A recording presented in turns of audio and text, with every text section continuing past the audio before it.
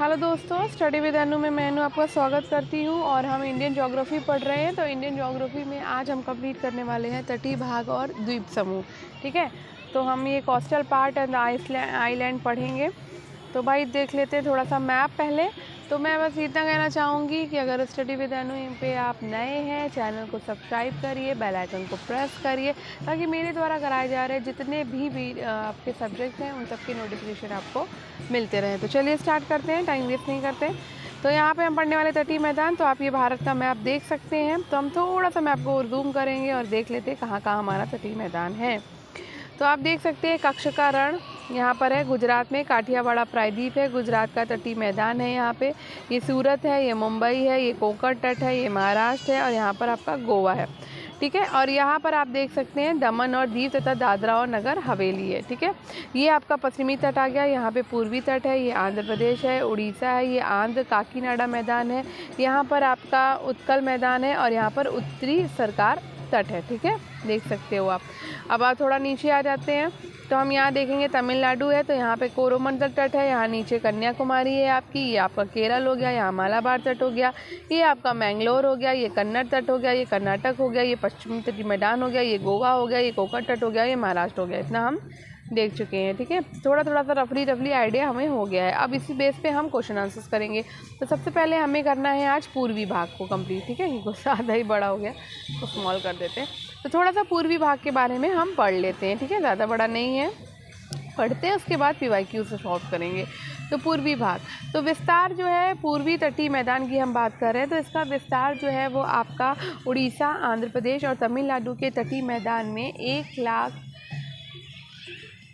1,2882 वर्ग किलोमीटर है। ठीक है, औसत लंबाई और चौड़ाई इसकी कितनी है? तो लंबाई इसकी 1100 किलोमीटर है। ठीक है, 1100 किलोमीटर लंबाई है प्लस 120 इसकी चौड़ाई है। अब इसके निर्माण की बात करते हैं। तो अभिनव और टर्शियरी जलोढ़ के द्वारा जो है वो इसका निर्माण हुआ है। विशेषता क्या है? तो पूर्वी तटीय मैदान में नदियाँ क्रमशः महानदी, गोदावरी, कृष्णा और कावेरी जैसी नदियों का निर्माण करती हैं। पूर्वी तटीय मैदान कोरोमंडल तट सर्वाधिक वर्षा लौटते हुए मानसून से प्राप्त करता है। इस मैदान में चिल्का, उड़ीसा और पुलिकट आंध्र प्रदेश तमिलनाडु की सीमा पर 2 बड़ी लैगून झील है। पूर्वी तटीय मैदान पश्चिमी तटीय मैदान की तुलना में अधिक विस्तृत तथा चौड़ा है। ठीक है, अब बात कर लेते हैं पूर्वी तटीय मैदान का उत्तर से दक्षिण क्षेत्रीय विभाजन में। तो उत्कल मैदान आंध्र प्रदेश काकीनाडा तट और कोरोमंडल तट तमिलनाडु मैदान को। ठीक है, तो थोड़ा सा स्मॉल कर लेते हैं और फिर इसको देख लेते हैं। तो विस्तार देखिए कहाँ पर है। तो स्वर्णरेखा नदी के उत्तर से महानदी के मध्य, गंगा डेल्टा और कृष्णा डेल्टा के मध्य है। आंध्र मैदान काकीनाडा तट पर पुलिकट झील से बहरामपुर के मध्य है।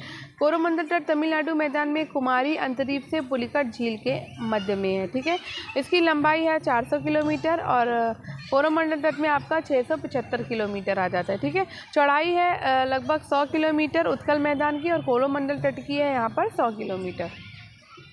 तो हमने ये रफली देख लिया। अब थोड़ा इसके क्वेश्चन आंसर्स कर लेते हैं। तो भारत के निम्नलिखित तटों में से कौन कृष्णा डेल्टा एवं केप कैमोरिन के मध्य स्थित है? तो केप कैमोरिन के मध्य स्थित है यहाँ पर कोरोमंडल तट। ठीक है, तो भारत का कोरोमंडल तट कृष्णा डेल्टा और केप कैमोरिन के मध्य स्थित है। पूर्वी समुद्री तट के विस्तृत मैदान को उत्तरी सरकार तथा दक्षिणी भाग जो आंध्र प्रदेश से तमिलनाडु तक फैला हुआ है को संयुक्त रूप से कोरोमंडल तट कहा जाता है। कोरोमंडल तट पर जुलाई तथा अगस्त महीने में साधारणतः शुष्क बना रहता है। यहाँ वर्षा लौटते हुए मानसून से होती है। ठीक है, तमिलनाडु का समुद्र तट कहलाता है। तो तमिलनाडु का समुद्र तट कहलाता है कोरोमंडल तट। ठीक है, नेक्स्ट, तमिलनाडु और आंध्र प्रदेश के तट का क्या नाम है? तो तमिलनाडु और आंध्र प्रदेश के तट का नाम है कोरोमंडल तट। ठीक है, निम्नलिखित तटों में से कौन सा जुलाई तथा अगस्त महीने में साधारणतः शुष्क रहता है?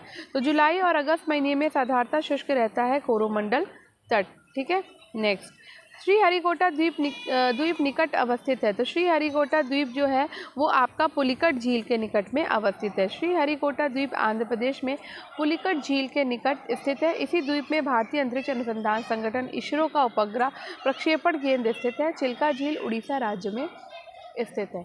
ठीक है, नेक्स्ट, भारत में एक ऐसा स्थान जहां यदि आप समुद्र किनारे खड़े होकर समुद्र का अवलोकन करें तो आप पाएंगे कि दिन में 2 बार समुद्री जल तटीय रेखा से कुछ किलोमीटर पीछे की ओर चला जाता है और फिर तट पर वापस आता है, और जब जल पीछे हट जाता है तब आप वास्तव में समुद्र तल पर चल निकलते हैं। ये अनूठी घटना कहाँ देखी जाती है?